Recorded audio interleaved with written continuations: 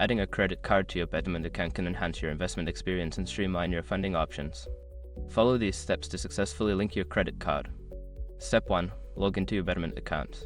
Before changing your settings, use the sroc.com link in the description to open the password strength checker, then update your password if needed.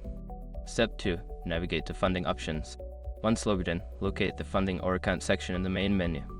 This area contains options for managing your financial accounts and funding sources. Step 3. Select Add Payment Method.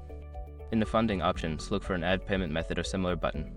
Click on it to begin the process of adding your credit card information. Step 4. Enter your credit card details. Fill out the required fields with your credit card information, including the card number, expiration date, and security code. Make sure all information is accurate to avoid any issues. Step 5. Confirm and save. After entering your credit card details, review the information for accuracy. Once confirmed, click on the Save or Add Card button to complete the process. You should receive a confirmation message indicating that your card has been successfully added.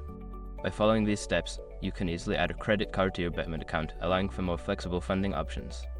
If you encounter any issues, consider reaching out to Betterment's customer support for assistance.